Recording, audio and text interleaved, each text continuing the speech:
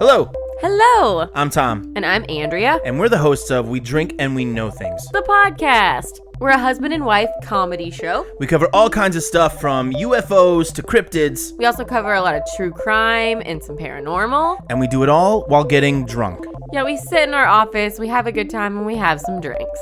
Every month we put out bonus episodes, We give you some cool stuff like creepypastas and the glitch in the matrix. so be sure to come and hang out with us. We're a weekly podcast Doused in alcohol. and lit with knowledge. Clinkies.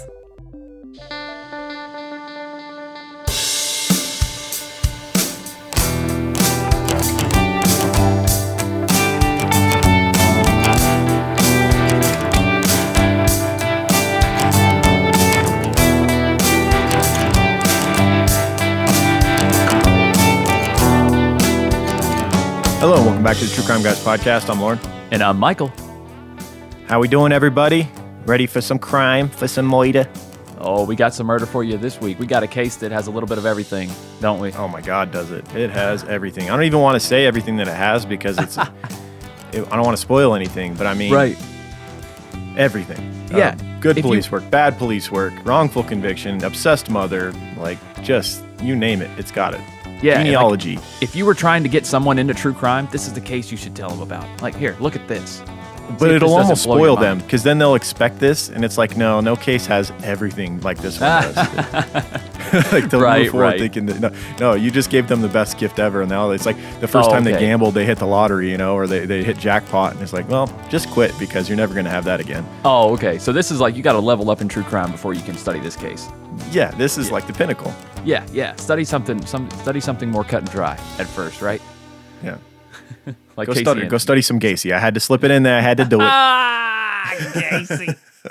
We recommend you start with John Wayne Gacy. He's our favorite. No. There's no We don't have easing into favorites. that one. That's just slipping the whole thing in right away if you're Yeah. going straight to Gacy. Yeah, for sure.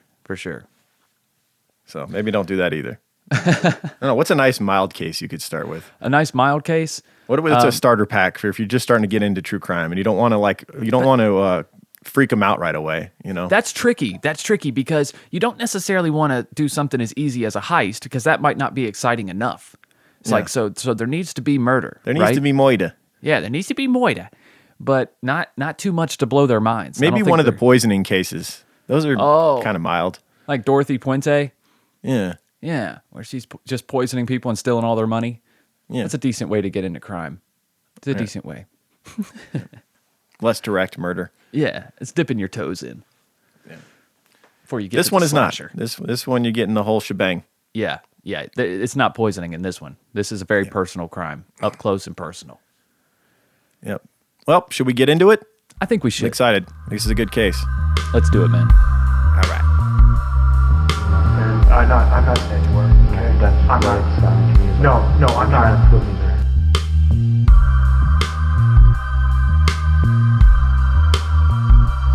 Well, why would I pass the lie detector test, then, Jerry? You have not passed the lie detector test. I passed the last one. No, you did not pass the last one.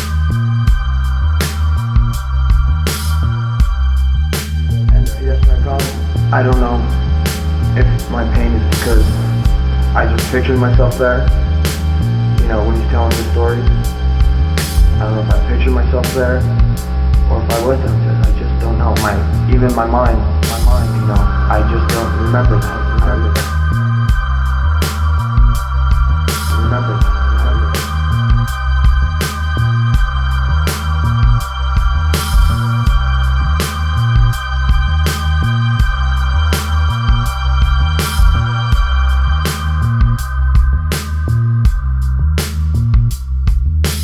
Memory in my mind, I can't find what's the answer. Memory in my mind, I can't find. Running out of time, please tell me again, sir. Memory in my mind, I can't find.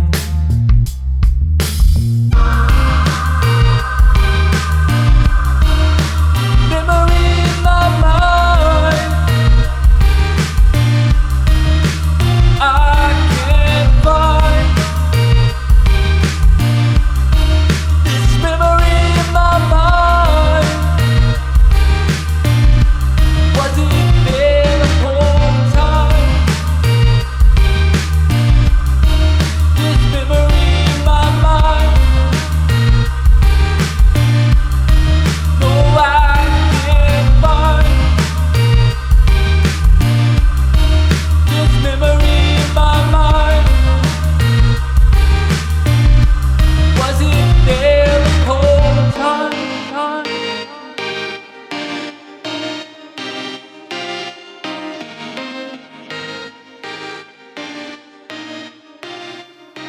right, our case this week is the murder of Angie Dodge. And there's a fantastic ABC 2020 special called Stranger Than Fiction, The Murder of Angie Dodge. Yes. And if They've been knocking it out of the park lately, ABC. I was going to say, those 2020 specials. if you guys are not aware, go on Hulu, type in ABC, and go on look at the 2020 special, this series. There are, I think there's like 4 or 5 seasons on there. This is like the third one, they're the fire. third case we've done where I want to say Mr. Do Right, or was that what you named it? The basketball player that was killed. Yeah, Mr. Tell Me Anything. Mr. Tell Me Anything. Yeah. There was a 2020 special on that one. Yep. There was a 2020 special on what was her name? The high school girl that got killed by her boyfriend. That was another 2020 special case that we did, and then this week Angie Dodge. Dude, they're like knocking an it out hour of the and park. 20-minute special on this case, and it was so well produced, so well done. And they're so relevant and current too. Like I think one of their latest episodes, they even focus on George Floyd and stuff that's wrapped up around that. I haven't seen that episode in particular, but they're still making these. And like I said, there are tons to binge on Hulu if you guys are looking for some different types of true crime cases. It's a good place to start. Yeah, so let's get into it. So this case takes place in Idaho Falls.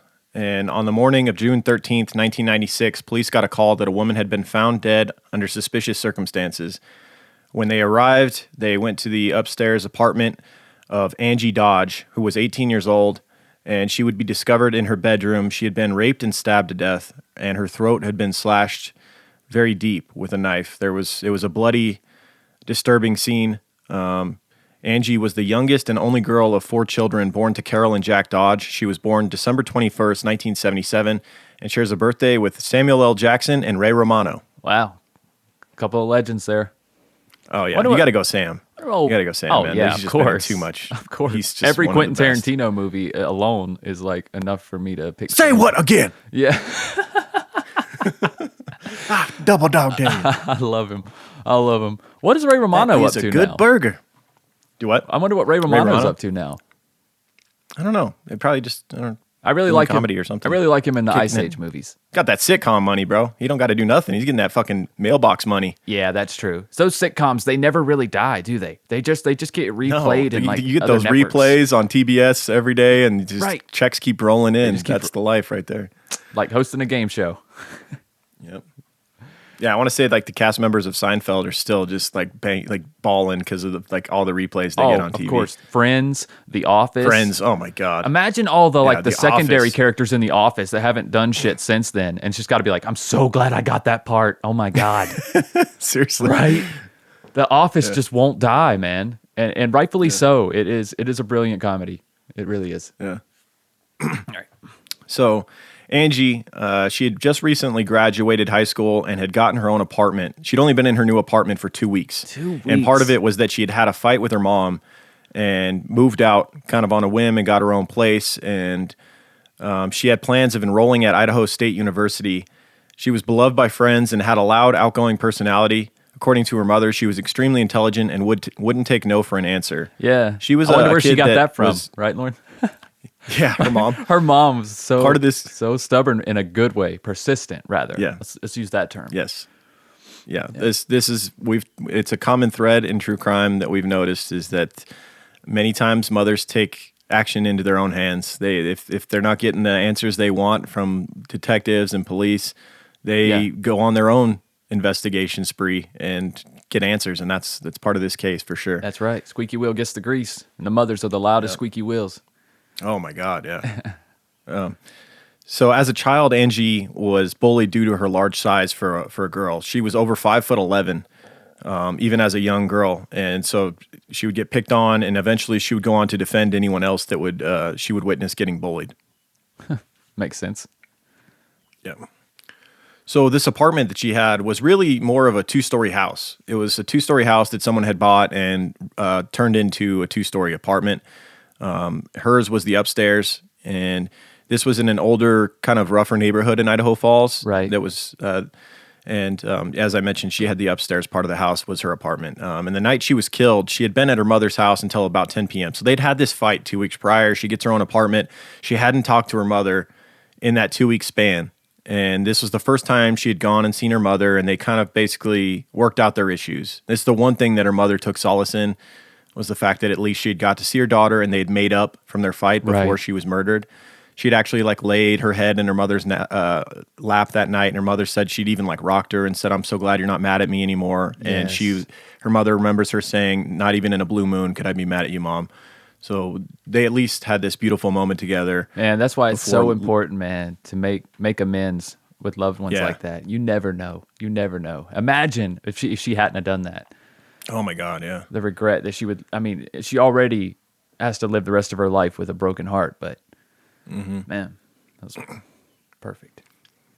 Yeah, so the night she was killed, she'd been at her mother's house until about 10 p.m. And then gone home, and apparently that night someone had gotten into her apartment and perpetrated this horrendous crime. So the one good thing from a detective standpoint was that DNA was collected from the crime. There was a ton of DNA left behind. The perpetrator had left semen, just you name it, all kinds of Yeah, he wasn't a DNA pro behind. by any means. It was very messy crime scene. Very Seemed to messy. be a spur of the moment crime, not well thought out. Right. Yes. They were able to collect semen, chaotic. pubic hair, and skin cells that were underneath Angie's fingernails. So she had obviously fought with the perpetrator, leaving DNA under her fingernails from the perpetrator's skin cells. Right off the bat, I'm thinking this got to be a big guy, right? Angie's almost 6 foot, and she fought him. Got to be for a sure. pretty good sized fella here, or lady. The But the semen. perpetrator may have not wanted to use a knife, but resorted to just because couldn't get a hold or get control over Angie. Right. So police get to work questioning all of her friends and family members, collecting DNA from. Since they had all this DNA from the crime scene, they used this to their advantage and start collecting DNA from everyone they questioned. They would test over 100 samples within a week or two of this crime happening, and unfortunately, none of them matching the killer. And this thing would start to go cold. 6 months would go by with no suspect emerging. Crimes like this were uncommon in this safe community of Idaho Falls, and residents were obviously concerned that a monster was still among them. Doesn't Idaho walking Falls the streets? Doesn't Idaho Falls sound like a town that's used in like a horror movie? It's like this is the town where something just awful would happen. You know, Yeah, it's because like it's not supposed to. right. It's supposed to be this peaceful, quaint town with a nice little river running through it. Idaho Falls. Yeah. Even when I heard like in the documentary, like this wasn't a great area of Idaho Falls. I'm like, Idaho Falls has bad areas. It's Right, just weird. right. To me. Like, what- I guess every city does. You know, there's course. always like but it's all relative. So it's like I'm sure Idaho Falls is bad area compared to like Vegas's bad area. Is Oh night yeah, and yeah. day. No, that's a different topic right there altogether. Yeah. Right.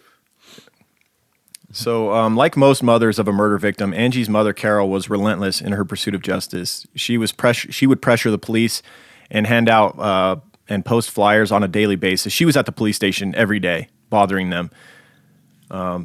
Very much reminded me of Johnny Gosh's mother, Yes. Noreen Gosh. Yep. Remember how she was just Every day. pressuring the shit out of the police Every Yeah. day. And another thing that was so frustrating though for Carol was they had all this evidence. They're like, you have semen, you have DNA. Like, this is a small town. Do something. They can't be far, right? That was You what would was so think. frustrating for her. You would think, but this person seemed to not be connected. Initially, it seemed as though it wasn't anyone Angie knew. This seemed to be a random attack. Yeah. Otherwise, all the DNA they were collecting from everyone they interviewed, you would think something would have, or one of her friends or somebody would have came forward and said something. Right. But suddenly, 7 months after the murder, they would have a break in the case. On January of 1997, police get a call with a tip. They are informed that a friend of Angie's, a man named Benjamin Hobbs, was arrested in Nevada for raping a woman at knife point. So several states away, my home state, this man that's friends with her, and this person was not just a casual acquaintance of Angie's. He was actually in the funeral party and had been seen on video at the funeral carrying a large bouquet of flowers. Right. This is somewhat of a close friend of Angie. And we know there's been a lot of instances where killers go to the funerals of victims. Absolutely. Yeah. Absolutely. And this is a very similar crime to what ended Angie's life. A rape at knife point. She was killed and raped, and she was killed with a knife. So Yes. of course police are going to jump on this. They're assuming this this is now their number one suspect, and they're assuming that his DNA is going to match the crime scene. This is just too much of a coincidence. Right. So they've got to get this guy. They've got to get him, question him, get his DNA. So the police take a drive to Reno to speak with Ben Hobbs. He was now their number one suspect in Angie's rape and murder. He was adamant about his innocence, however, and said that his DNA would prove he wasn't the killer, and he would willingly give the police a sample of his DNA. Police would then return to Idaho Falls to wait for the DNA results while they dig deeper into his background and his group of friends. Benjamin Hobbs was a member of a group of friends that referred to themselves as the River Rats. So the Snake River runs directly through the middle of Idaho Falls, and this is obviously what all the teenagers are going to do is hang out on the river, ride jet skis, whatever. Why not? To be fair, lots of different people, I'm sure, hung out at that river, and I think they said that in the documentary. It's not like just these river rats or whatever. I think there's a lot of people who would classify themselves as river rats in that town. I mean, I'm sure it's a selling point for living there. It's like 100%. If you're into boating or jet skiing or fishing, like it's so many things you can do on a river. Like huge selling point for staying in the Las Vegas area is if you're into that sort of thing. You got Lake Mead. So many people, that's what they do every weekend. That's right. Go out on Lake Mead. Yes. It's a great place to swim. Great place to go and swim, boat, fish, yeah. You name it, jet ski. Don't mind the bodies down there, though. They're just don't worry about it. Right. Just leave them be. A lot of concrete booted bodies down there. Don't worry about those. From the mob days. Don't worry about it. Yeah, so Ben is a member of this group called the River Rats, and they spent most of their free time on the river hanging out, riding Sea-Doos and whatnot. Investigators bring in a close friend of Benjamin's, a kid named Chris Tapp, for questioning. Chris had been a high school dropout for a couple of years. He'd been couch surfing and smoking weed a lot, kind of trying to figure out his life. Coincidentally, one of the detectives working Angie's case was a former high school resource officer for Skyline High School, where Chris attended. So Chris Tapp has this connection to one of the detectives, and the detective would use this to gain his trust a little bit. Right. They kind of knew each other. They were aware of each other. About as well. This would be the main detective. About as well as your resource officer. I mean, did you know your resource officer at your high school, Lauren? I mean, you probably knew his face, right? If you've seen him. I don't think so. No? You wouldn't? Wow. I don't think so. The only reason I knew mine is because he helped out with our baseball team, and I played. He actually graduated and played baseball at my high school, and then ended up coming back to help coach there in like his off times. I don't know. What does a resource officer even do? That's what I'm saying. Like, I still didn't feel like a connection to him. Like, I would feel safer with him than any other police officer. I still felt like him being a police officer was still number one in his mind when he's at that school. Mm-hmm. You know what I'm saying? I don't feel like this would really put him at ease, especially not someone who appears to hang out with, a crowd that maybe gets in trouble sometimes, with the river rats and whatnot and doing this and that. So he might have had weed. Yeah. So it probably wasn't looked on very friendly by his resource officer if he did know him. You know what I'm saying? So Chris Tapp, he wanted to do whatever he could to help, and that's where he screwed up, to be honest, because he as we'll find out, he had nothing to do with this. He absolutely had nothing to do with this, but detectives nonetheless would proceed to torment him, drilling him in interviews and polygraph tests for over 60 hours in the ensuing days. It's so brutal. They had a naive young kid here who didn't have much going on in his life, and he just didn't understand how this process works. Right. He doesn't understand how detectives do their jobs, and he was trying to help them when he had nothing to do. There's no way he could help them without fucking himself over. That's basically... Yeah, they weren't taking anything else for an answer. They weren't, and these interviews are so saddening because there's always that turning point, right, where the suspect starts to doubt their own memory, and you just see them. They're like, everything I've said has been wrong so far, But if you're telling me I was there, maybe I was. Yeah, maybe I was really high that night. I don't know. Right. Maybe I just have a bad memory, or maybe it's flawed, or... and the police would tell him things like, well, maybe your subconscious is just blocking it out. When I have a traumatizing experience, my subconscious blocks it out and I don't remember it. And then you're like, oh shit, well, maybe. I mean, I am a good person. So if I did something... Chris didn't realize they lull you into thinking that you can't leave as well. They won't make it clear that you can just get up and walk out. Like you're not under arrest. He was not under arrest. They had nothing on him. They would soon find out that his DNA doesn't match. nor does any of his friends' DNA match. They would come to find out that it didn't matter to them because they had this kid they knew they could eventually manipulate him enough to tell them what they wanted to hear. Just much like we've seen in the West Memphis 3 case with Jesse Miskelly. Oh, God. It's just like it. It's so I'm not going to speculate on on Chris Tapp's intelligence or his, what he would have scored in an doesn't IQ matter. test, but he was honestly. Yeah, it's more of a personality flaw than it is like an intelligence thing. He just was naive. He didn't understand. Like he never had someone tell him like, dude, they will take advantage of you if you're not careful. Right, but it's also a process of wearing him down though, Lauren. Didn't they interview him for like 6 hours? That's what like 60 hours over the course of like a couple weeks. Dude, that would wear anyone down. Multiple polygraph tests in which they were lying about the results and telling him he failed when he didn't. You see what I mean? Which I don't even understand how that's legal at all. You don't even have to be of subpar intelligence to be a victim of this. Okay. Yeah, eventually, everyone gets tired, yes. and your judgment starts to get cloudy, and you just want out of there. And that's what happened. Especially as a once kid. again with Jesse Miskelly, it happened in the Making a Murderer case with the nephew. Yes, they just wear you down, and they convince you that if you tell them what they want to hear, then you get to go. But that's not the truth. It's once you tell them what they want to hear, then they put you in cuffs, and you never leave. That's right. That's exactly right. And he was just a kid, man, just out of high school. So day one of interviews would occur with Chris Tapp on January 7th, 1997, where he initially, this is all videotaped. You can watch these tapes on YouTube. And if you want to have your blood boil, oh man, I got so angry. Because initially he maintains that he knew nothing regarding Angie's murder and wasn't there. Quote, "I am going to be straight up and truthful with you. If I did know anything about this, I would say, but I do not know. That's the honest truth. I'm not lying. I'm not going to save his ass. I'm not even going to save my ass anymore. I'm just going to bring out the truth."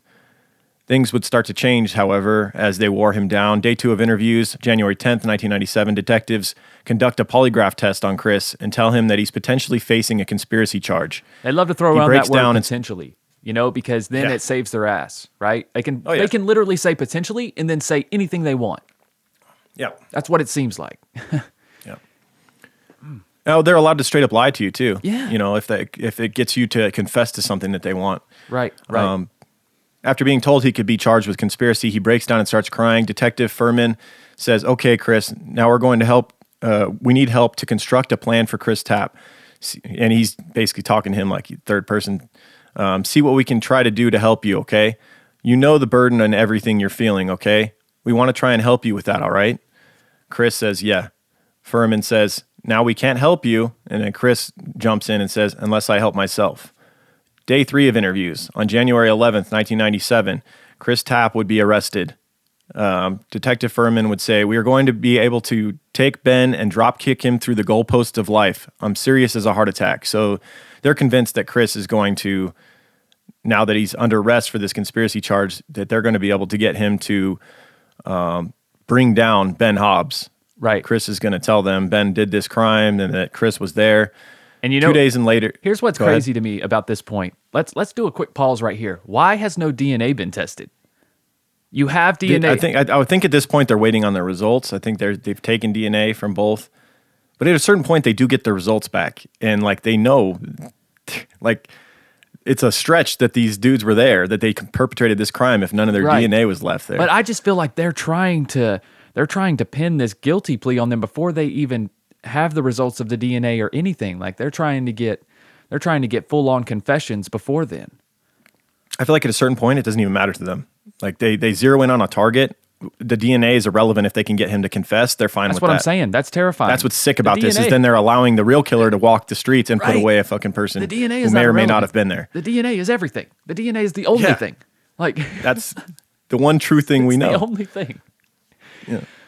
My God. But for far too long, people have had the mentality, detectives and people, the general society have had the general opinion that if someone confesses to something, they must have done it. They did it. They would not. Why would you confess to something you didn't do? So many people can't wrap their brain around this idea. It's a real thing. It happens so absolutely often. Is a real thing. There's so many cases to show you. So Detective Furman. Basically puts him under arrest. 2 days later in Ely, Nevada, Benjamin Hobbs is interrogated again on January 13th, 1997. Once again, he denies any involvement and says his DNA will prove his innocence. Neither Chris Tapp nor Benjamin Hobbs' DNA matched the DNA of the killer. The police would soon find this out. It should have been the end However, of it. However, of January 15th and 17th, Chris Tapp entered into a series of immunity agreements with prosecutors. Under the terms of these agreements, he had to provide truthful information about the crime, and in return, he would only be charged with and allowed to plead guilty to aiding and abetting an aggravated battery. So Here's a probably plea a deal. charge that might, a charge that might get you a few years. Right. I'm guessing. And that's what they start to do too. They start to make these kids believe that they've got you, and the only way you can help yourself is if you give us everything you want, we'll lessen your charges. Like, you're dead to rights. That's what they convince them. Yep. And like, you're either going to go down for the rest of your life, or you can help yourself get some lesser charge and just spend a few years in jail and testify against your friends. Meanwhile, this kid's done nothing. Literally nothing. Literally nothing. He has no idea why he's here. Yeah. No idea. It's crazy. So, of course, once they found out that the DNA of Chris Tapp and Benjamin Hobbs didn't match, they started to insist to Chris that there was a third person involved in the crimes. That was the only way that their story makes sense at this point. Oh, of course. It had to be the DNA of this third person. So they start, basically grilling him on who could this other person be? Who was with you guys? And he comes up with a name, and man, I'd be pretty pissed. And I know that this Jeremy right? was. Jeremy was pissed. Like, what the fuck, man? So Chris then names a mutual friend of his and Benjamin's, Jeremy Sargis, Right. as the third man present for the murder. And obviously, if you believe the detective story, this had to have been the person who raped Angie, because they don't have the DNA of Chris or Benjamin there. So this must be his DNA. So detectives bring in Jeremy Sargis. This thing is getting so out of hand. Oh, You're just I know. adding in more people that had nothing to do with this. But he was not having it. He was interviewed in the 2020 special, and this dude, he was more privy to police tactics and whatnot. He wasn't saying shit. Right, He was right. actually talking shit to them. He told detectives, "You're barking up the wrong tree," which I loved that video. The detective was just like, "What'd you say to me?" Right. "I'm barking up the wrong tree, bub. Really?" Oh, really, bub? Not happy about It's that. like, you're crazy. He's like, I'm crazy. You're crazy. I'm like, But guess what? He walked right out of there after that. He He's like, sure "You're barking did. up the wrong tree. You ain't got shit on me. I'm out of here." Yep. And he walked out. Meanwhile, Chris Tapp continues to willingly sit there. Mm-hmm. Well, at a certain point, they had arrested him. He had let it get so out of hand that now he had to sit there and deal with their shit. right. Because he has these, immunity agreements with them. That's right. So interrogations of Chris Tapp would continue over the ensuing days. Detectives try to get him to give details about the crime, but he's unable to. Much like Oh, we saw shocker. in the West Memphis 3 case, like they just keep screwing up the details because they weren't there. They don't know They're them. trying to help detectives, but like, dude, I don't know where she lives. I don't know if it's upstairs, downstairs. I don't know where it is. And so, like, why don't you tell me what I need to say? That's basically where they start heading. Pretty much. They get And that so worn down. Police not being able to get him to willingly say what they want him to say, they get desperate. They break protocol on January 17th, and they show scene photographs to Chris to jog his memory. Ooh. So now he's going to have the answers to the test here. They start showing him the pictures. I think they even take him like over to Angie's house, so he knows where it is. Giving him all the answers. Yeah. And then on January 18th, they would conduct another polygraph test on Chris. And when asked, quote, "Was Ben Hobbs, Jeremy Sargis, and yourself at Angie Dodge's apartment when she was killed?" He responds, "I'm going to go with yes on that one." Sounds real confident, right? Right. He's just like, I think this is what you want to hear, and Yeah. I want to get out of this fucking Right. room. Yeah. Oh my God. Yeah, he was So the broken long results- before this. The results of the answer of his response to this question were that, according to them, he was being 100% truthful, according to the polygraph machine, which we would later find out was a lie. They're just, once again, just straight up lying to him to ultimately get him to confess, which was their goal. Yep, they can't use polygraphs in court, but they don't need to, do they? There's a way to use them. They fuck There with was an people with them interesting damn turning things. point in their investigation where they kept getting these negative DNA results back. And Yeah. they go from like, okay, we're going to use this kid to get the real perpetrators. He may have been there. Yeah. He knows the killer, to where they were like negative. They keep getting all, like, everybody they test that Chris was saying was there Yeah. and did this was negative. And then they just turn their focus on him. They're like, fuck it. We're not going to get DNA results back saying positive. So we're just going to get a confession out of Chris and just blame everything on him. Wow.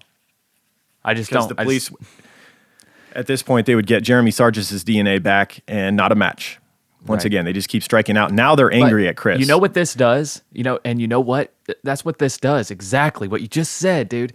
By having Chris in custody and making everyone in this town and everything believe that he was there, now the pressure rotates, right? It rotates off the police onto Chris because they're like, he knows something. He was there. This motherfucker. Why are you messing with us? Yeah. Why are you telling us all these people that weren't there are there? Exactly. Blah, blah. Come out with the truth so we can at least get closure. You're already in prison, and it shifts the blame.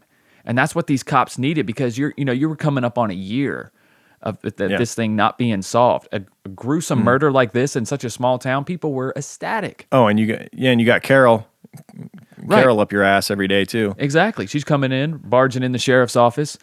I mean, rightfully so. Rightfully so. Mm-hmm.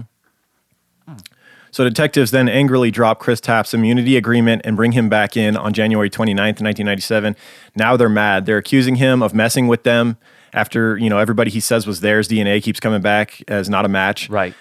Chris says, so then why did I pass the lie detector test? Furman says, you did not pass the lie detector test. We have video evidence of them like high-fiving each other and telling Chris, good job. You were being truthful. You were there. And now they're like, you didn't pass the test. We just told you that. That's just what we said. Oh my, Chris has got to be like, what the fuck is real right now? Right. God. So then on January 30th, 1997, he's given another polygraph test. Oh, here we now go. Detectives are putting everything on him, threatening the death penalty on him. They gave him an out during this. They tell him that if he only did it because he was forced to, out of fear for his own life, that he could receive a lower sentence. Here we go. Offering up a little help to you. Wow. Help yourself here. Yeah. Even though you did nothing. But rather than get killed by get the death penalty, you can help yourself here. We could kill you for nothing, but we're offering to put you in prison for nothing. Okay? So yeah, what nice guys we are. Yeah. So detectives with Chris, they fabricate a story in which he was forced by Benjamin Hobbs to stab Angie. Detective Finn gives his promise to Chris that he will do everything he can to prevent a life sentence. Of course, this is just his word. He's like, I can't promise you that you're not gonna get life, but I will do everything. I'll work with the prosecutors and the judge, and I'll see what I can do. I'll let them know that you helped us. And wow, Benjamin Hobbs too. He's still got to be thinking like, what the fuck? He probably don't even know about this yet. Yeah, And Chris is probably they were smart enough to just deny, and then be like, are we done here? I'm allowed to leave, right? I'm out of here. Yeah. Until you can match my DNA to the crime scene, you have nothing. Yeah. And when Ben and Jeremy walked, Chris was the only one left, dude. Yep. That's it. He was the one they were left holding on to. Yep. They had their left fangs with the in bag. Yeah, he was. Bag of shit. Yeah. So the question of whether Chris was forced to stab Angie by Ben and Jeremy is asked with the polygraph machine running. He says yes, and the detective with a big smile then gives him a handshake and says, good job. You're done. You're toast. Basically, they're lying once again about the results of the polygraph test, which is why these things don't generally hold up in court. Right. Oftentimes the police are lying about the results of it. Oftentimes it's all up to interpretation by who's running the machine. Right. There's just too many variables. Chris and detectives then head back to the interrogation room where the story is basically hashed out. This is like putting the final touches. This is the cherry on top. They're just working out the details. Doing Chris in. Ben and Chris were, according to the story, Ben and Chris was forced by them to stab and kill Angie, basically. Wow. Like Benjamin, they're trying to paint Benjamin Hobbs as like the leader, right? And Chris was someone who was afraid of Benjamin. So he forced Chris to stab. Yeah, at this point, part of their story is saying that Jeremy's not there anymore. Right. They added in a random name of some other dude that was supposedly there that no one knows who it is as well. So Jeremy, by just being like, fuck you guys, what are you talking about? You're barking up the wrong tree. They were just like, let's not mess with this dude anymore. That's what's funny about it. He just came on so strong that they were like, we'll just blame it on some random name that doesn't even exist rather than mess with Jeremy more. Yeah, pretty much. I mean, how does this even add up? Okay, so right now, you say Benjamin Hobbs and Chris are there. Benjamin's like, yeah, stab her. Okay, now let's leave while somebody else rapes her. What? I don't get, you know what I mean? It doesn't even begin to add up. No. And neither one of these guys' DNA was there. There was DNA under her fingernails where she fought back. That's what I'm saying. At this point, do you really believe Do you think the police actually believed that Chris Tapp was involved in They this crime at this can't, Lauren. point? They Or did they can't. just not care? They just we got to get a conviction here. They just wanted the pressure off of them. I don't think they're even trying to get a conviction. They're just like, we just need to tell everybody that we have somebody that was there who knows more than us, and it's their fault this crime isn't solved. I think that's really what they needed at that Forget time. finding the real killer whose DNA, whose semen is on the victim. Yeah. We'll worry about that later. Right. But they know once they get a guy convicted for this that they're not going to be looking for that person anymore. Realistically, they're going to move on. Exactly. Except that's not going to work because Carol Dodge is going to be up your ass still. Thank which God. is what happens. Thank God. So on February 3rd, 1997, Chris Tapp is charged with first-degree murder and rape. Neither Benjamin Hobbs nor Jeremy Sargis were charged with any crime. Wow. Unreal. That is Angie's mother, I mean, how did he perpetrate this rape and murder if his DNA is not there? Like, it's just unbelievable that they could even get away with this. They charged him with that murder and rape when Wow. DNA doesn't match. First degree, too, Lauren. Fucking nuts, That's man. terrifying. Yeah. This is absolutely terrifying. So Angie's mother, Carol, was at every court hearing and was in the courtroom for every day of the trial. She wanted Chris to receive the death penalty. She wanted the book thrown at this kid. Right. She's a grieving mother who just This was lost the her only monster that had daughter. taken her daughter's Right. life. She believed the detective's story that they had the right guy, of course. I mean, shit, This was Chris still a believed time- their story. Yeah. And he knows he wasn't the right guy. Oh, Right. my God. Imagine how convincing they must have been outwardly. They make you doubt reality. Right. Your own reality that you know. Right. Yeah, it's not fair. I mean, these dudes they read books and they go to school for how to manipulate a person like this. And this kid he thinks he's just trying to help. He's doing the right thing. Right. And look at how it ended. This is obviously not an indictment on the entire justice system and every detective. I think most of them nowadays, especially, don't use tactics like this anymore. But Well, they're held a little more accountable. Everything is recorded now. I mean, I know it is there as well. But not always. I mean, you saw in a lot of cases through the 80s and 90s where detectives, there was a lot of interrogation off the record, and then when they got their story hashed out with the person, then the they turn it recording on. is turned on. Yep. Yep. Yep. I think Jesse Miskelly, what it was like, they sat with him for like 11 hours or something, but like only like the last 40 minutes were recorded. That is- once they had yes. really worked out the details of his story. Yep. They didn't want him to seem like he's shuffling through, which is something that it's nice that we at least have that in this case, because that is what really got the wheels of justice rolling in this case, was all those uncut hours. You know what I'm saying? Yep. Yeah, so even with none of Chris's DNA at the scene, he would be found guilty. He says, quote, "When the verdict came down, it was just pure sadness. I couldn't believe I was going to prison." There must have been a little part of him still that was like, as we've seen before, like, I didn't think that I could actually get convicted for a crime I didn't do. I just thought eventually that the truth would come out, but Yeah. no. We heard that a lot did with yourself like in, dude. Damian Eccles. He said that. I think he said something very similar to that right after he got convicted. It's like, I just didn't think this was going to happen. That's why he was, smiling and laughing. He's like, He I was guess kind of joking around throughout the trial. right. I guess I'll jump through doesn't all these seem real. hoops or whatever. I didn't do anything, but Yep. So after his conviction, Chris gave a statement to the court, quote, "I am not the monster that everyone thinks I am. Judge, please spare my life." Carol and Angie's friends were actively rolling their eyes at that moment and pleading with the media and hoping that the judge would give Chris the death penalty. The judge thankfully decided in favor of life in prison, 30 years. I don't see how you can give a dude, because there has to be beyond any reasonable doubt. His DNA wasn't there. How Okay. can you how can you give him the death penalty when his DNA wasn't even there? right. And also, Lauren, like, I know I mentioned it earlier, but how the hell do you get first degree murder on this? How did they prove that he planned this? Or how are we glazing Right. over that? Even the story that they hashed out with him, he wasn't even really he was supposedly forced to stab Angie, right? Like, he wasn't even the ringleader, nuts. and it's like, how was this planned? Where's the evidence? his story there- was back and forth the whole time. Yeah. Are there text messages? Are there emails? Are there is his car seen outside her apartment over and over Nothing, again? dude. None of that Nothing. shit. None of that. Nothing. I just don't get how it's proven first degree murder, without a doubt. Like this jury was ready to convict his ass. Once again, this was still a time where people truly believed that no one would confess to a crime that they didn't do. It just, why would you ever do that? And Right. it is hard to comprehend, but when you really watch it, when you sit down and watch these interrogation tapes, there's so many of them online with wrongful convictions. Yeah. They just really, they wear you down. They don't let you leave. They sit you there. They bring in different detectives constantly to work different angles on you. Right. They start making you doubt your own memory.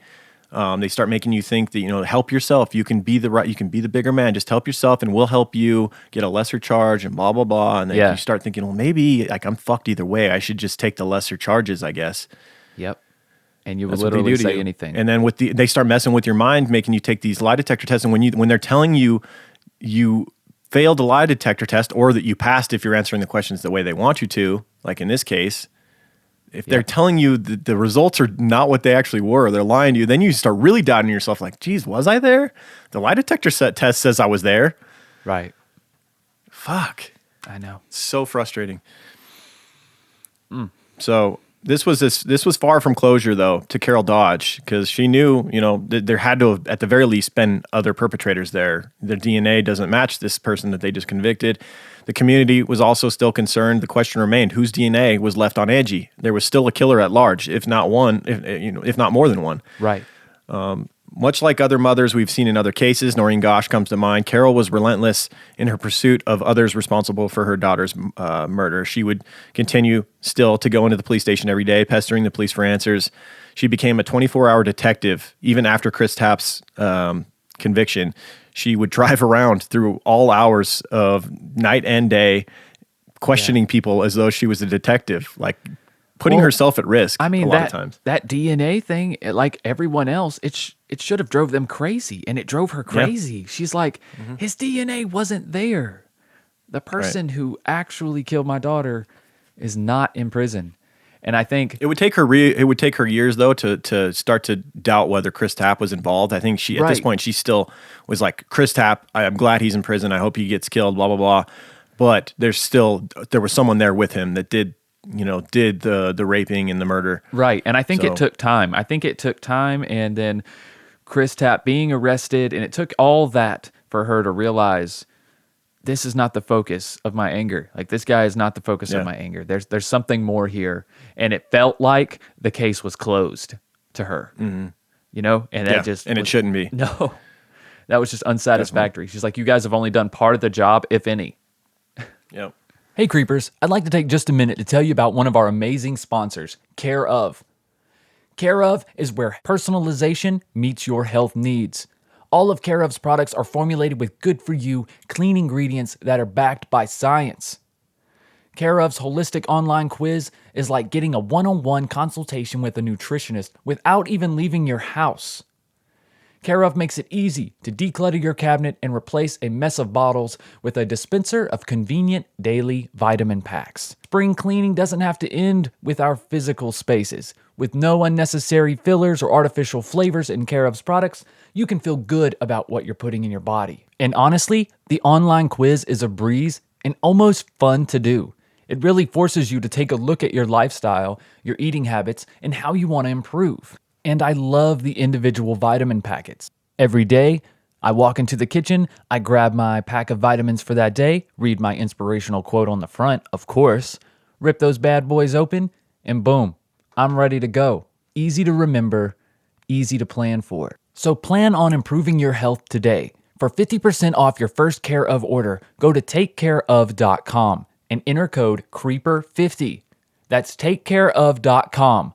Code CREEPER50. So she would read every case file, drive around all hours, questioning people, even threatening Jeremy Sargis at one point, because detectives led her to believe that he was there and forced Chris Tapp to stab Angie. Right. This would go on for years. During the next 10 years, Chris Tapp was fighting his conviction through a series of appeals, challenging, among other things, the prosecution's voiding of the immunity agreement, whether he had diminished mental capacity, and the effectiveness of his attorneys in suppressing his statements to police. Each was rejected, although a 2001 opinion by the Idaho Court of Appeals said that Chris Tapp's Miranda rights had been violated during several, although not all, of his interviews with police. It is said that the error was harmless. No, clearly it wasn't harmless, because an innocent man is locked in prison with a life sentence. So yeah, not innocent. Yeah, total opposite of harmless.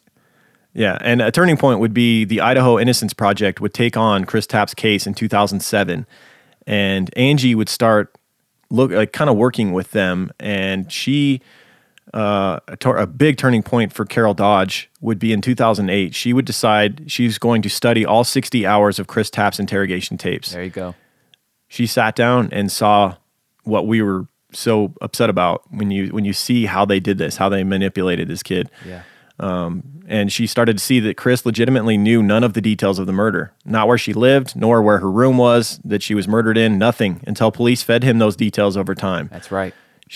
She would become convinced that Chris was never at Angie's apartment that day, that he was innocent, and she would track down his he'd gotten a new defense attorney at this point, right? A guy named John Thomas, and she tells him that she believes Chris is innocent. You know, he was interviewed in the 2020 special. He was like, he sees her coming, he's like, oh fuck, what is she gonna let me do? get out of here. Yeah, and it was the complete opposite. You know, Yeah. she was wanting to do anything she could do to help get this innocent kid out of prison. Man, props not a for kid her anymore. too, This is man. 10 years later. He's a full-grown man now, and he spent 10 years in prison, basically. And I have the utmost respect for Carol to be able to expand her mind that Yes. way, to have an open mind enough to when someone you thought killed your child and you're able to not only forgive them, but take in new information about them and expunge their guilt. Like, And now your mission goes to not only finding the true killer of your daughter, Right. but also helping to get this innocent person out of prison. yeah, that's impressive to pick yourself up from that. Not only did she pick herself up and carry on, like she got this thing moving. She got these wheels and brought upon true justice. Yep. So Carol and John Thomas, Chris Tapp's new defense attorney, they would contact Stephen Drizzen, who was an expert in the Center of Wrongful Convictions. They would ask him to review the tapes. Drizzen would study the tapes and write up a report that would later be used in Chris's appeals. He was an expert, and he was like, yeah, this is a clear case of a forced confession. Oh yeah, that was easy. That was easy for him. Yeah, that was one of the easier ones I'm sure he's ever studied. Oh, no It's doubt, like, no doubt. This couldn't be more clear. Yeah, there wasn't many people seeing these tapes. If you're wondering why other people didn't notice these tapes weren't just available for everybody, were they? Only people involved with the case. Yeah. Even the jury. I'm sure the jury had to see it. I don't think they see all saw of the it. whole 60. They didn't see the whole picture, right? They just saw hand-picked parts of it. Yes, sir. They probably only saw what the judge deemed valid, or relevant to the case, and that was probably, guess what, the confession parts. After they'd already worked out his story. Yep. So in May of 2016, Chris, now 40 years old, having spent half of his life in prison, his attorneys, led by John Thomas and the Bonneville County Police Public Defender's Office, filed a motion for post-conviction relief. They asserted that Chris Tapp's confession was the result of police coercion and deception, and that the videotapes of 3 of the 7 polygraph tests showed that the coercion and deception had been withheld from Tapp's trial team. Yep, there's clear evidence they were not getting the whole picture, and that his defense didn't even get the whole picture of that interrogation process, which is fucking so wrong. Right? So wrong. They're supposed to be given everything. Yeah. This administration at the time was super shady, man. It's amazing. Yeah. It's scary what else they were we doing. alluded in the beginning of this that there was good police work and bad police Yes. work, and luckily thankfully this brought on some change, and you get some really good, a really good new police chief that comes into the scene later. Yes. And yeah, things would change. I doubt they're doing these same interrogation tactics in Idaho Falls today. No, I highly doubt that. So in addition, the motion noted that Chris Tapp's confession didn't fit the evidence. He had told the officers that the crime took place at about 1 a.m., but Angie Dodge had been with friends at about 12:30, and an autopsy showed her bladder was very full, indicating that she had been asleep for some time. So it couldn't have happened, definitely couldn't have happened at the time that he said it had happened. Right. The motion would never be ruled on. However, on March 22nd, 2017, the defense attorney reached an agreement with Bonneville County District Attorney Danny Clark that Chris Tapp's rape conviction was vacated and the sentence for his murder conviction was reduced to time served. So he would be released from prison, and upon his release from prison, he held Carol Dodge's hand as he walked down the courthouse stairs. So he finally some justice is and not full justice yet, because they have not found the true killer. This has got to put, Carol's got to be so frustrated at this point. Like she thought she had some justice when Chris Tapp was arrested so many years prior. And Right. now it turns out that was all a farce, and the killer's still been walking the streets all this time, a free man. Yep. And she had to do all that fighting just to get Chris released. And now she's got to get back. Yeah, now they're she's wasting back all to this square time one. getting the guy that was never the perpetrator. She's doing all the police work. Seriously. Good work, Carol. Yeah. And Chris at this point, he's not satisfied because he still has a murder charge on his record. At this time, he got the rape charge dropped and vacated.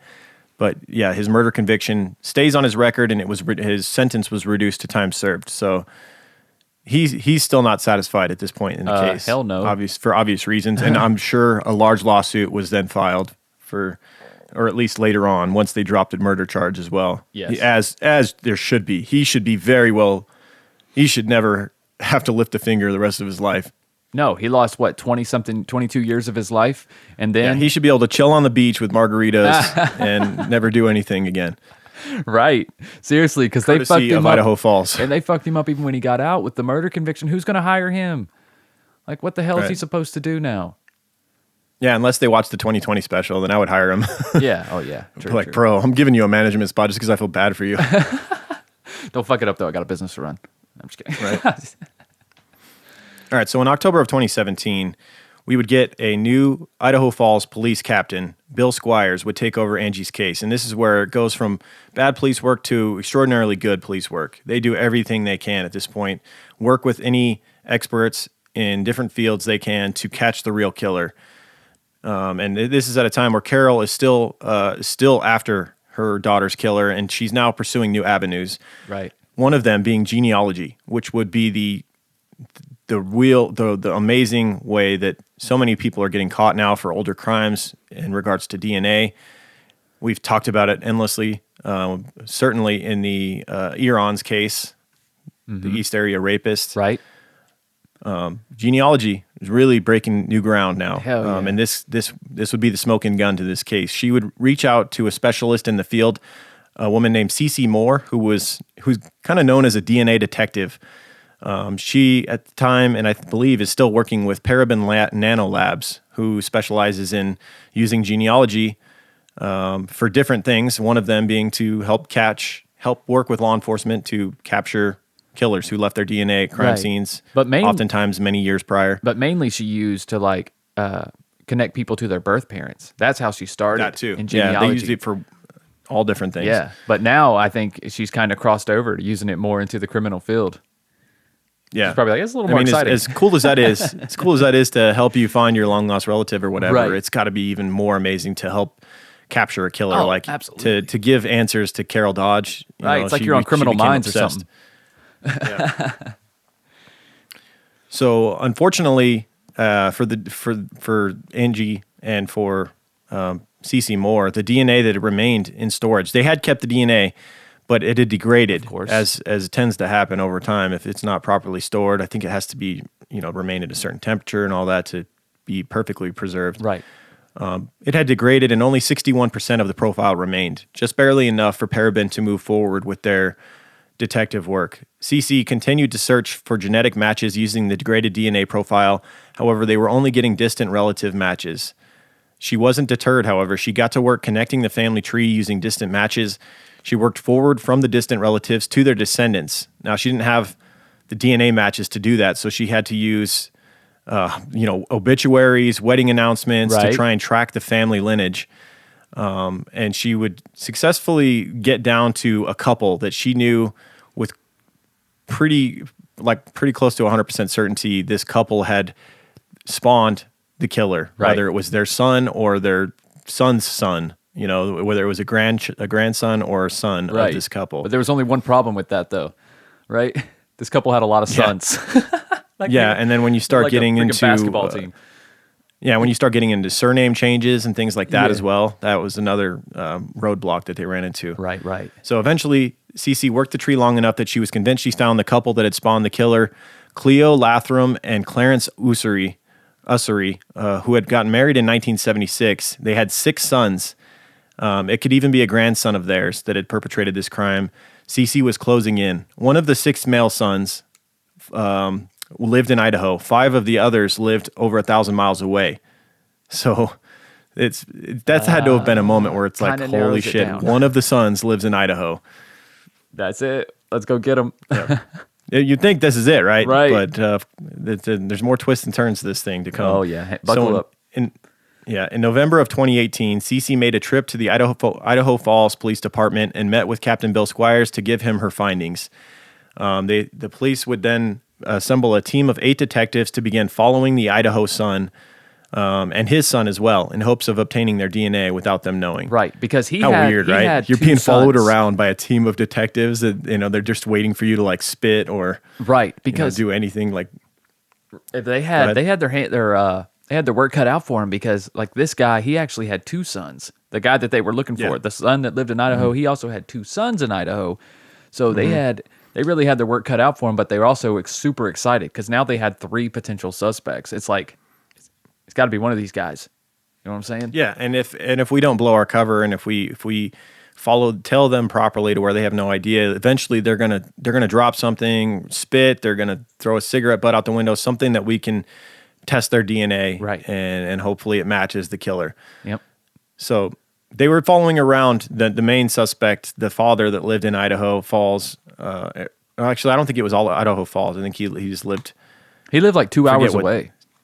Yeah, I forget what city it was, but they soon realized that he had expired registration, so they didn't really have to necessarily wait for him to drop something with his DNA on it. They came up with a plan to where they could have a state trooper pull him over and try to get him to agree to a sobriety.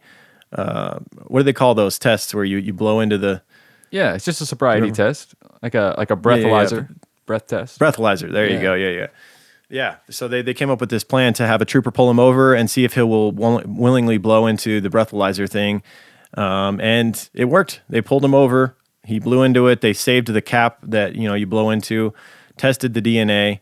Meanwhile, the suspect's son had gone to a bank around the same time, and on his way out, he had spit a big clump of dip into the parking lot. Disgusting. When they showed the clip of them like with the Q-tip. Oh God, it's nasty. That's not the glorious parts of police work, is it? I was gonna say, this isn't what you had imagined when you went through cadet school or whatever. Right, scraping dip spit out of a parking lot, scraping up dip spit. You gotta do what you gotta do. They were excited though. I think I would be too. They were high fiving, chest bumping. We got 2 samples of DNA. Man, this is it. However, when the results came back, not a match. Not a match. Damn. Not a match. And they start to look at Cece Moore like, what are you doing, lady? You're giving us bad leads over here. Yeah, what do you know what you're doing? Wasting all these man hours trying to get this DNA and it don't even match. Yeah, I thought you were an expert over here. Clearly, Idaho Falls detectives sound like this. Yes, definitely. When they're aggravated. So Cece Moore went back to the drawing board, went back to the family tree under Clarence and Cleo, and she knew she was on the right path. She had to believe in herself. And upon second inspection, she found that an early grandson of theirs had a wife at the time of the murder that was only 16 years old. That struck her as a little bit odd to have married such a young girl, and that they hadn't had kids. She was saying, like, usually if you get married that young, it's for a reason. It's because you got knocked up. Mm-hmm. So she starts digging into that avenue. Chief Bryce Johnson said the thing we were concerned about was, is there a child out there that nobody knows about? Did someone have a baby that's not in the genealogical record? They were right. An obituary miraculously led Cece Moore to a missing person under that couple. Helen Darnell had a daughter who was once married to an Usry. After their divorce, a son was born under a different last name. His name was Brian Drips. Yes, he took a stepfather's last name. Yes. So this is how far down the rabbit hole they've gone. But it's got to be so exciting as you get a new one. You're like, oh, I got a new branch off this tree here I can follow. Right. And it also gives Cece confidence again, because she's not like, okay, I didn't do something wrong. There's just another piece to this puzzle. Yep. I hadn't found that new piece yet. Exactly. This was the piece, man. This was basically the final piece to the puzzle. You ever do a puzzle and you're like, fuck, we're missing one piece, and you find it like under the couch. You're like, yes, this is it. This is it. Where's the puzzle? This was it. Yep. Chief Bryce Johnson said, when we looked at that name, Brian Drips, we realized that we had talked to him in the first days of the investigation. He lived across the street. Can you fucking believe that? Dude, and they didn't, what sucks is, like, you know how they were like testing everybody's DNA initially they didn't test the guy across the street because he seemed just casual, whatever. Like he just seemed low on their list of potential suspects. Yeah, he had no ties to her. Yeah, He had no ties aside to from her living mom. across the street. Right. He at the time was 30 years old and was going through a divorce. So Carol Dodge, when she found out and when she heard the name Brian Drips, she said, "I literally said, you've got to be kidding. Brian Drips, he was right across the street. It took me 23 years when they had it in the first 25 pages of the investigation. They had talked to him." Wow. The police report indicates that the day of Angie's murder, a young police officer who was canvassing the neighborhood had briefly questioned a then 30-year-old Brian Drips. He denied any knowledge of the crime, and police never asked for his DNA. About 7 weeks after the murder, he left Idaho Falls. Wow. Fuck. He was right Gotten there. away with it all this time. Right. In 2019, Brian Drips was now living in Idaho still, but only about 300 miles away in Caldwell. Police began tracking him in hopes of obtaining his DNA. On May 10th, they tracked Brian as he left a gas station. He was very habitual. They were following him wasn't he? for basically like weeks, and he would do the same thing. Yeah. He would drive to the gas station and get his soda, smoking a cigarette on the Yeah. way. Yep. And they got to the point where they knew exactly where he was heading when he left his house at given times. So they had like police stationed at different sections of where he was going to head, Yeah. waiting for him to throw his cigarette butt out the window. They had a close call before where he'd thrown a cigarette out, but it was on a stretch of road with a bunch of other cigarette Dude. butts, and they just couldn't. But you they know couldn't what? pick out which one it was. You know what? I got to thinking. I was like, all those cigarette butts are probably his. I bet he lights up a They cigarette. probably are, right? I Yeah, didn't he think about probably it. lights He probably up a flicks it cigarette. out at the same spot every time. Yes, he lights it up as he's pulling out of his drive, and by the time he gets to that intersection, he's done with it, and he flicks it out because the detective was like so mad. He was like, "There's like 100 cigarette butts out here." He's like, "How am I gonna?" I'm like, "They're probably It's all bad enough his. he's Just scoop them it's up." bad enough he's a rapist murderer, but he's littering the streets with his fucking cigarette butts Fucking too. cigarette butts. Jackass. The whole damn intersection, probably all his cigarette butts. Nah. Yeah, so on this day, on May 10th, they were tracking him as he left the gas station after getting his soda, and this time they actually caught the cigarette he flicked out with it still smoking. They put it in a baggie, sealing his fate. This time, it was a DNA match. After all of these DNA tests they had done, not matching suspects that they had in custody, that they even convicted for murder, they finally had a fucking DNA match to the semen on Angie Dodge's body. Finally. This was it. Finally. So on May 15th, in front of the Idaho Central Credit Union Bank, detectives arrested Brian Dripp for the murder of Angie Dodge. And he went pretty peacefully too. He went without a fight. That was crazy, right? The detective got in the car with him, let him drive to his own home, give his wife a hug, put his dog away or some shit. Yeah. He didn't want his truck towed. They were awfully nice to him. They should have just arrested him and made his wife deal with all that, like getting his truck towed and all that shit. Yeah, for real. Well, they're probably thinking, it's been 20-something years. Yeah, You know what let's I'm let him saying? go peacefully and Yeah, I guess. not make it a bigger hassle than it has to be, I suppose. Right. They probably he didn't want to make a big scene in front of the bank either. I mean, he parked right in front of the door of the bank. I mean, he's right there. So that would have been.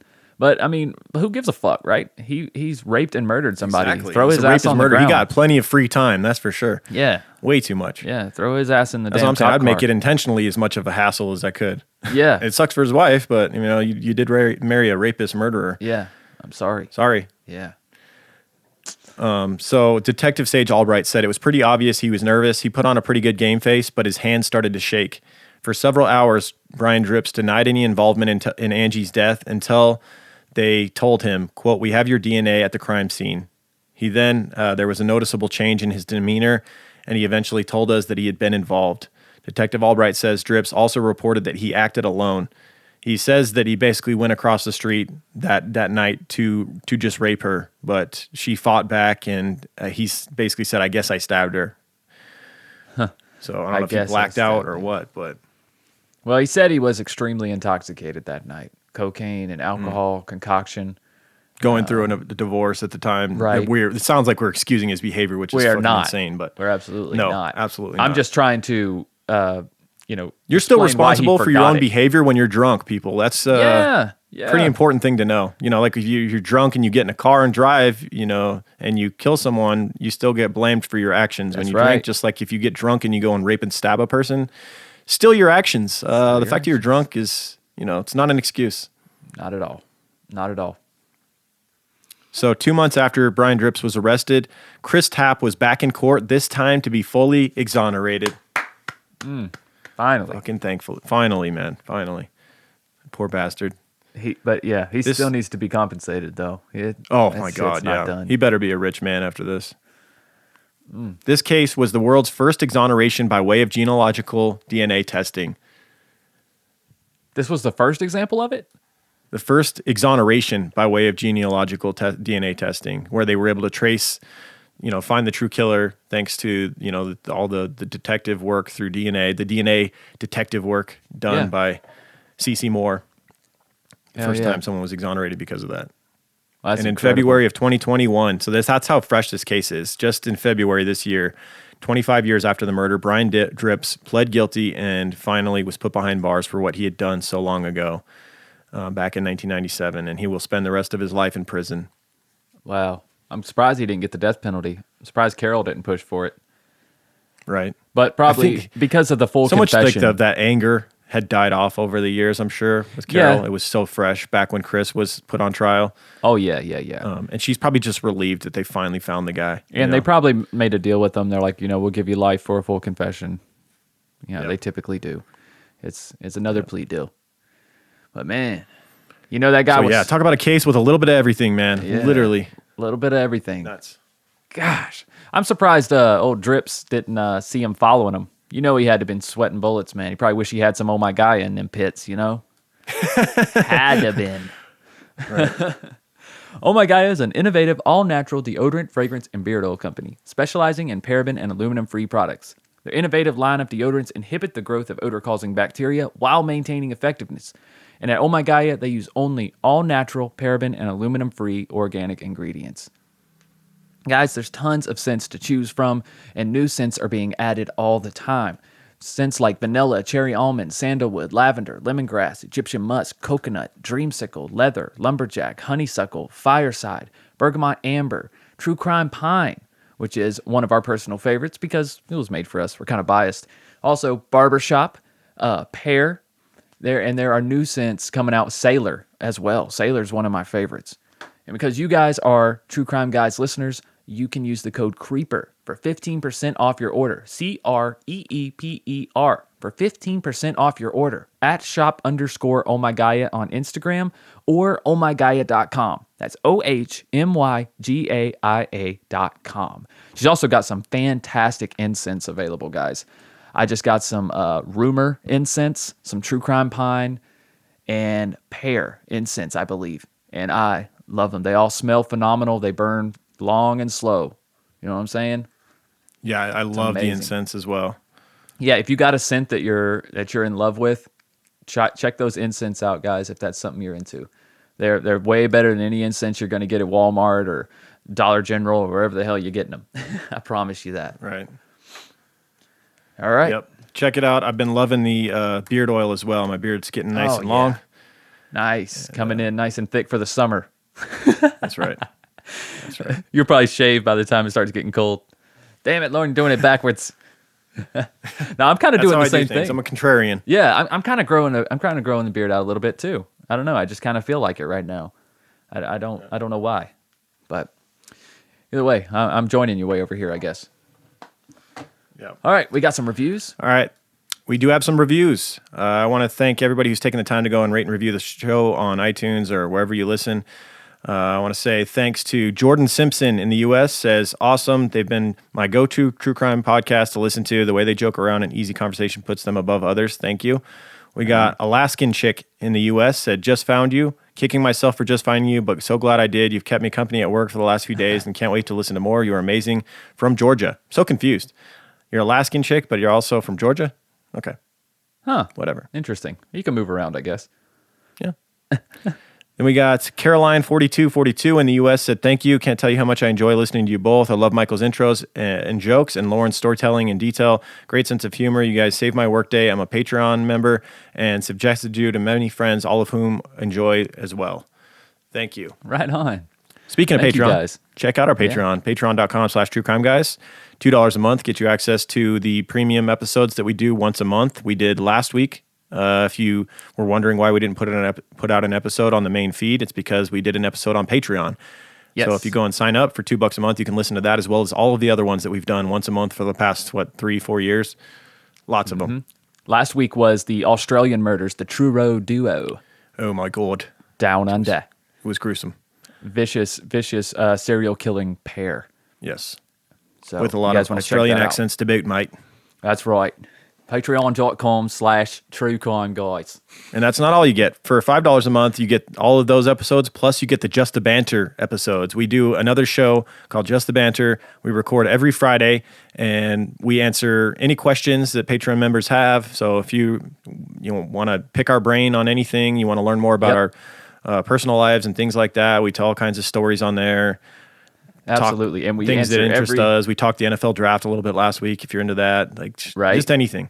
So a little bit of everything. Sometimes we do some would you rather questions, strange scenarios. What would you do in this situation? So it's a lot of fun, and it's a great way to interact with listeners. So, and if you're a $5 member, you get that. You get everything, and you also get a gold Creep Band sticker as well. I just sent a bunch out. If you've been waiting, I appreciate your patience. I know there's people who've actually paid like 3 months already worth of $5. I mean, it hasn't been 3 months since I did it, but it just worked out where they signed up, like a little over a month ago, and you're like, I never got my sticker. It's coming. I just did them all last night. I got a big stack sitting on my counter to send out. So your gold sticker is coming. I promise. That's right. That's right. Very prestigious. Yes. Very prestigious. All right.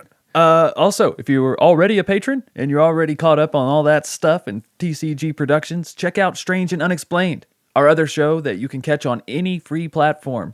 Spotify, iTunes, wherever you're listening to this show, search True Crime Guys and you will see Strange and Unexplained. That's where we tackle unsolved and missing persons and strange phenomena cases. This past week, we just did one that is quite strange from what we've done before. There's no murder, but there is death. No murder, but a lot of clutter. A lot of clutter and a lot of death. So, guys, check that out. Something a little bit different. Probably not something you've heard on some of your other true crime podcasts, but that's Strange and Unexplained wherever you listen. And if you'd like to support that show as well, you can patreon.com/S&U podcast. And you get access to another show we do on there called Strange Shorts every Monday, as well as early access to Strange and Unexplained episodes on Thursdays instead of their free release on Monday. That's right. Check us out on social media at True Crime Guys on Instagram, at True Crime Guys on Twitter. We have a Snapchat. Hit us up. Post that you're listening to the show and your stories on Instagram, and we will repost it. Share the show with your friends and whatnot. What else was I going to say? Oh, all of the links to everything, anything you need. Our merch. If you want a link to our Patreon page, if you want a link to any sponsors we talk about on the show, all of that, our sources for the show that we did, like the link to the documentary or the 2020 series that we used for this case should be below the description of this episode as well. All of that. Right. And if you guys are looking for anything True Crime Guys Productions related, check on our Instagram. There is a link to our link tree in the bio. So you guys can click there and you can find everything TCG related. Can't you just put the link tree link in below the description as well? Yes, it is. It's right there in the Instagram profile. So if you just go to our Instagram, it's the only link right there on the bio. Right on. So you guys can get everything TCG right there. All right. That's enough. We'll see you guys next week. Keep creeping. Keep creeping, guys. True crime guys, in the desert we like a mirage. It's okay if you clicked on us cause you thought we was True Crime Garage. Now we ain't mad at you, sit down, let us talk at you. I'm talking to the creeper army, we out here making murder. True crime guys, in the desert we like a mirage. It's okay if you clicked on us cause you thought we was True Crime Garage. Now we ain't mad at you, sit down, let us talk at you.